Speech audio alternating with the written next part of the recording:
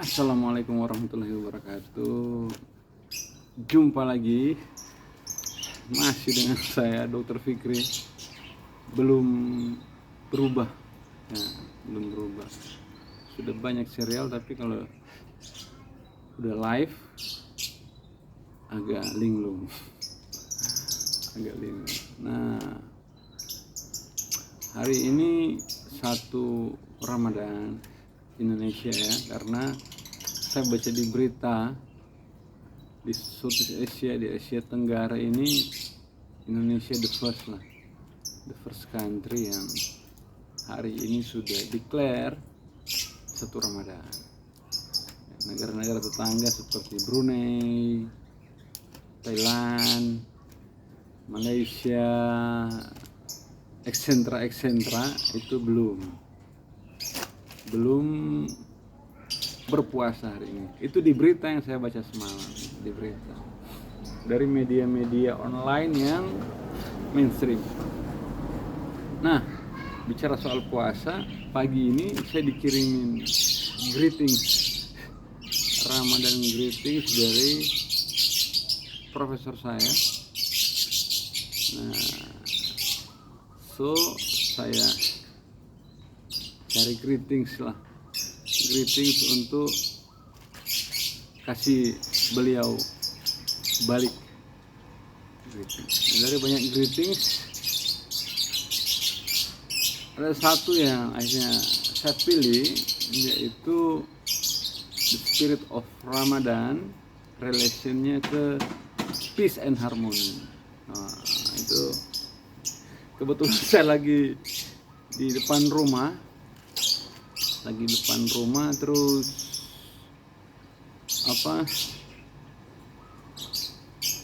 ada burung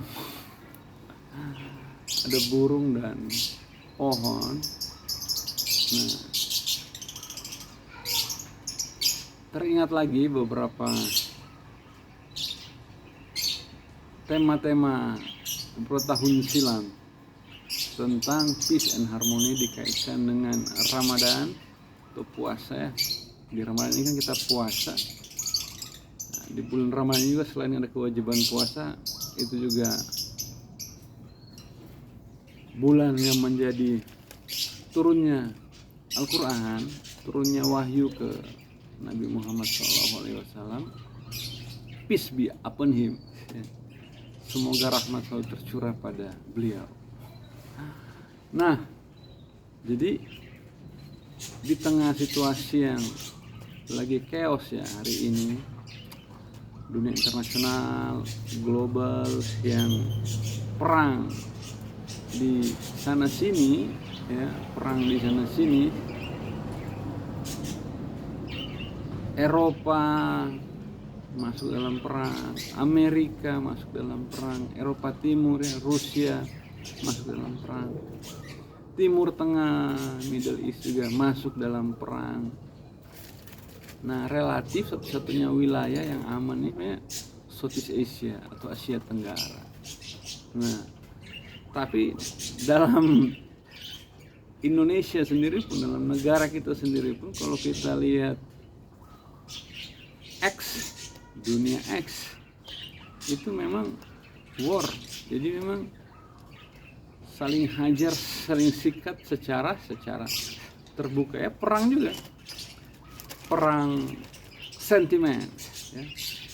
Sudah bukan perang argumen ya, kata Rocky Gerung, sudah perang sentimen yang argumen itu membackup sentimen. Jadi memang begitu, rasional itu membackup agenda-agenda emosional. Makanya kita kenal ada apologia, pembenaran, karena ya awalnya sentimen, and then kita cari argumen yang kuat, argumen yang sesuai untuk membackup sentimen. Jadi sebenarnya dalam republik kita hari ini juga sedang tidak baik-baik saja. Ada yang bilang Indonesia gelap, ada yang bilang Indonesia terang, whatever lah, tapi intinya ada satu kondisi yang disharmoni dan unpeaceful ya. Nah, Ramadan, spirit of peace and harmony, ya itu apa nama peace and harmony. Jadi ini suara, selain suara burung, suara anak-anak ya, suara anak-anak kedengeran. Jadi puasa Ramadan. Nah, kenapa kita harus kembali ke fitrah? Kenapa untuk kembali ke fitrah? Pintunya lewat Ramadan dan ritualnya harus puasa. Dan inti dari puasa itu menahan, ya. Why? Itu kan big question. Kita underline statementnya itu. Puasa kan? Abang puasa? Adek? Adek enggak. Abang kakak puasa. Nah, jadi kenapa untuk tuh bang jatuh nanti HP ayah. No, jangan sentuh dulu itu. Jadi kenapa untuk kita mau fitrah? Pintunya lewat Ramadan, ritualnya harus puasa, fasting, dan metodenya puasa itu kan menahan. Apa yang kita tahan? Nah, karena untuk kembali ke fitrah, ya fitrah. Nah itu. Nah ngomong-ngomong fitrah, kebetulan di depan saya ini ada animals, non-human animals, dan ada plants, ada tumbuhan dan hewan. Nah karena yang notabene dua-duanya makhluk. Same like you, same like us. Oke? Ada kucing, ada burung, ada pohon, ada rumput, semua itu makhluk. Nah, tapi mereka tidak berlaku kewajiban puasa untuk kembali ke fitrah. Why?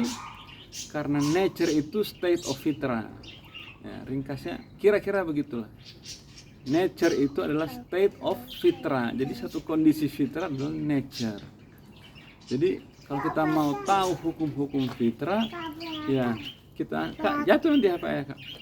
Nanti kita harus tahu hukum-hukum dunia natural. Apa tendensi dunia natural? Nanti HP aja jatuh kak. Gitu. Apa tendensi dunia natural? Tendensi natural adalah peace and harmony. Apa? Awasin itu. Iya awasin, nanti jatuh kak, jangan gerak kak, nanti jatuh dia. Ayah lagi live loh, lagi bikin konten. Peace and harmony. Mungkin ini alasan kenapa Adam ketika dia disobedience terhadap God order, terhadap order Tuhan, dalam hal ini Allah, kenapa suruh turun ke bumi? Supaya belajar ke makhluk. Burung, kucing, tumbuhan yang meskipun bergesek-gesekan tapi tidak saling tabrakan. Berhimpitan tapi tidak saling tabrakan. Itu pohon. Nah, makhluk yang namanya manusia, jangankan kadang-kadang daun yang jatuh ke halaman orang jadi soal. Jadi dalam konteks itu pohon lebih tertib daripada kita manusia. Dan itu mungkin bisa jadi alasan kenapa Adam ketika melanggar perintah Tuhan, kenapa disuruhnya ke bumi, supaya mungkin Tuhan mau bilang secara inferensial, Tuhan mau bilang begini, "Hey Adam, lu turun ke bumi, and then you lihat di sana makhluk gua yang gua ciptakan, makhluk yang sama seperti lu, tapi makhluk saya di bumi itu totally obedience, 100% taat ke saya." Bagaimana? Rumput, pohon, hewan, animals ya, burung, itu 100% taat terhadap order perintah Tuhan, ya kan? Makanya di beberapa ayat Al-Quran, tunggu nanti jatuh HP ya, sini ada sini. Jatuh. Jatuh. Sini lepas dulu ini. Lepas. Nah, makanya di beberapa ayat Al-Quran oleh Allah kita itu disuruh berjalan di muka bumi, terus saksikan tanda-tanda kebesaran Allah yang terdapat di seluruh penjuru bumi. Ya, Mungkin kita bisa amati bagaimana pohon itu hidup, cara hidupnya pohon sebagai makhluk. Kita bisa amati ikan, bagaimana mereka hidup, bagaimana mereka berinteraksi satu sama lain. Meskipun dalam gerombolan ikan, kelompok ikan yang banyak, tapi nggak pernah tabrakan. Burung bagaimana mereka terbang, and this is peace and harmony. Jadi memang ya fitrah kita nature. Jadi fitrah kita nature. Jadi memang di sini kita dapat, saya pribadi terutama mendapatkan kepuasan intelektual ketika memahami satu statement bahwa untuk fitrah Ramadan adalah bulannya dan caranya adalah berpuasa yang metodenya menahan. Jadi batas, natural border. Oke. Karena agama itu kan batasan, membatasi kita. Lenggang tangan kita ini berapa jauh bisa kita luruskan, itu kan ada batas. Tapi lebih pada desire dan will, batas atas keinginan kita, batas kesenangan kita, batas kehendak kita. Yes. Kenapa?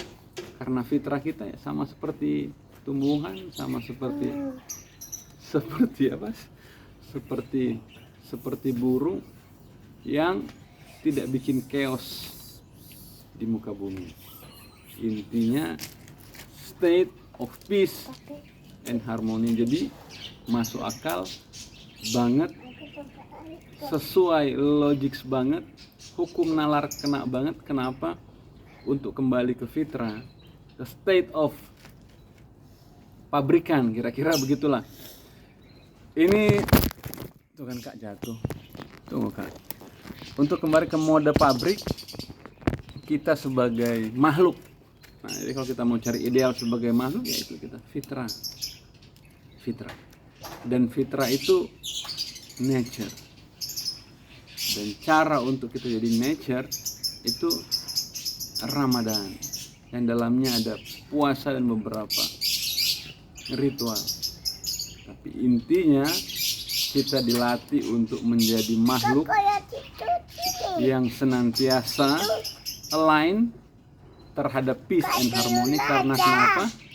Karena dunia akhirat itu mungkin cerita bodoh-bodoh kita hanya bisa dijaga oleh makhluk-makhluk yang mindsettingnya, mental setupnya, pikirannya sudah kembali ke mode pabrikan, yaitu sebagai makhluk yang kontribusi terhadap peace and harmony. Demikian. Assalamualaikum warahmatullahi wabarakatuh.